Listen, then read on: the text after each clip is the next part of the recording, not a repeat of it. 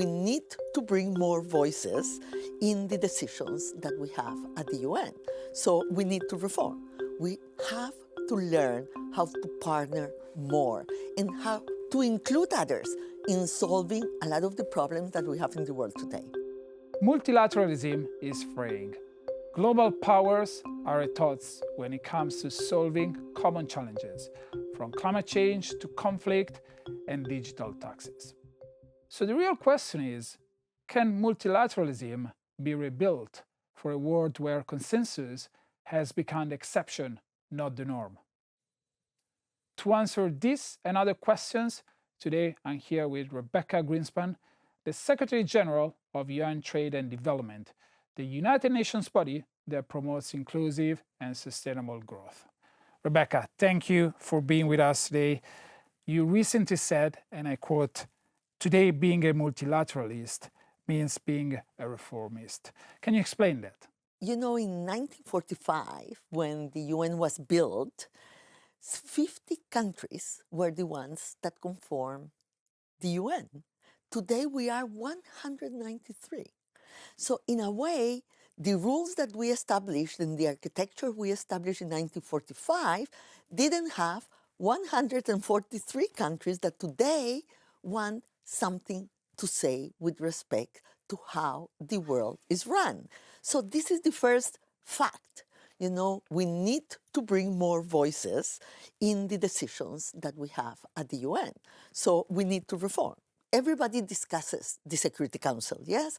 And the truth is that Africa and Latin America are not represented in the permanent members of the Security Council.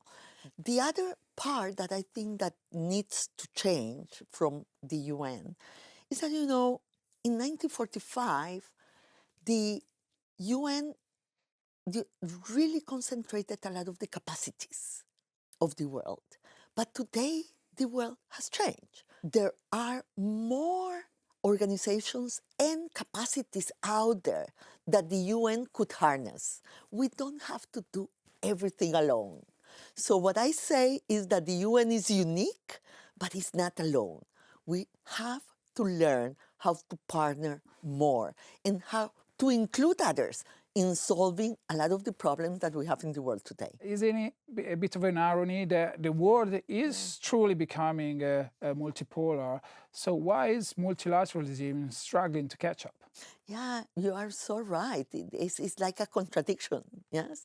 We need multilateralism more than ever, but we have to admit that the trust and the belief in the multilateral system has weakened. And your country put forward your name as a candidate to succeed António Guterres at the head of the United Secretary General of the United Nations. So what would be the one reform that you would advocate for should you become a Secretary General?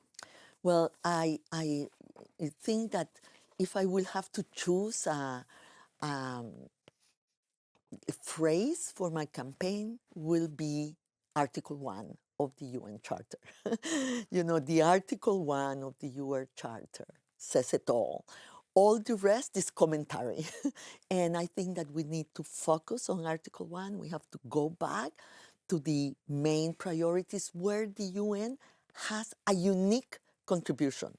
And we need to partner with others for many of the other stuff that many times we take on, but others can carry much And better. Article 1 states it clearly since the outset that the purpose of the United Nations is to maintain international peace and security.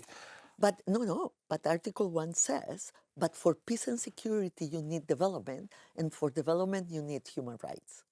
And how do you feel with this starting point and with this vision? How do you feel about being in a world where rearmament has become a priority for many countries around the world? What is your feeling towards this race for rearmament in a way? And do you feel that this leaves the world in a more secure place? Well, you know, we had a peace dividend. If you look at the last 80 years, we had an amazing success in the things that are core to the well-being of people, yes? Maternal mortality, infant mortality went down 83%. Poverty went down dramatically during these years. So there was a peace dividend in the world. And now it's true that a lot of the money that can go to other parts of the society needs are going also to rearmament, and we are seeing that.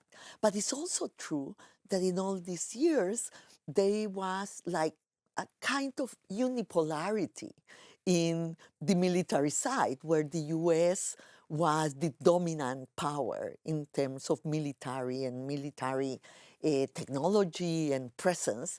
And now the US doesn't want to be, the only one spending in military spending. And so there is like a rebalancing of the weight of this in the world.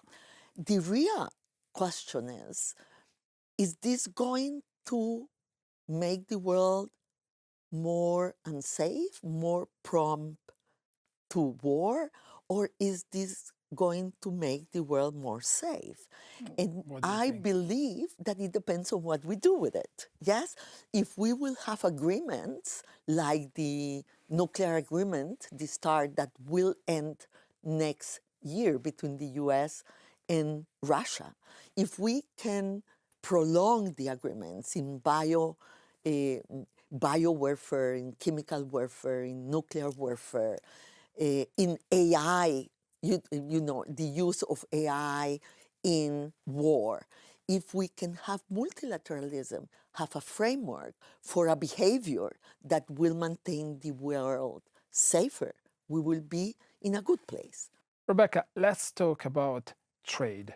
In your recently published Trade and Development Report, you estimate trade growth at 2.5 to 3% in 2025, which is pretty much in line with the 2.8 of 2024. In other words, the doom and gloom scenario that many had predicted in the wake of the so-called Liberation Day in April has not materialized, has it? No, and that's good, isn't it? We have to celebrate that. I think that we have to be humble in terms of the projections, because we have been wrong. Most of the economists have been wrong.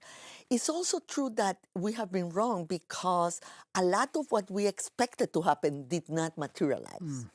And especially, we expected that maybe a trade war, really, a tariff war, will develop. And it didn't happen. And not because tariff didn't go up, but because negotiation took place. And so, despite the fact that most of the negotiations are bilateral, and that is a problem for the common framework of the World Trade Organization, the truth is that it's much better for the world when China and the US negotiate than when they enter into a tariff war. So we are more optimistic, and the trade and growth has been more resilient this year than we expected. But we say, let's be careful, because resilience is not stability. Part of what happened this year is that there was like this front loading of trade before tariffs kicked off. But they are structural changes that are good for the world. Let me just say two things. One is that South-South trade, or the capacities and inclusiveness of trade for the South, has really expanded. So the South, the global South, are today 40% of trade. And South-South trade is growing even much more than global trade. So the coming in of the South into growth and into trade has diversified the global economy and has stabilize the global economy. And this is a very interesting point. Very recently, the head of the African Import-Export Bank said that Trump and his tariffs forced African businesses and countries to think harder about opening up their markets. So is protectionism, in a way, setting the scene for a new golden age of globalization? Well, protectionism cannot take you to a golden age of globalization, because protectionism and nationalism is there precisely to put some barriers to globalization. But the data show otherwise, right?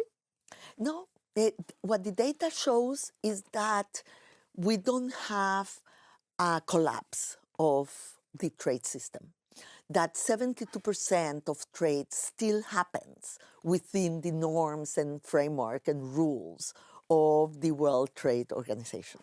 That regional trade is also happening, and then is also part of the resilience of the system. But maybe we have to think that globalization had its excesses. And so there is a correction with respect to the excess of globalization. Although globalization brought many good things, it's true that in trade there are always winners and losers. And maybe we didn't put so much attention to the losers within globalization. So now we have to rebalance. We have to look for a new equilibrium. Rebeca Grynspan, Secretary General of UN Trade and Development, thank you for being with us today. Thank you, Jacobo. Thank you, everyone, for watching. You can follow all our coverage on fdiintelligence.com. If you're watching this on YouTube, do like and subscribe. And until the next time.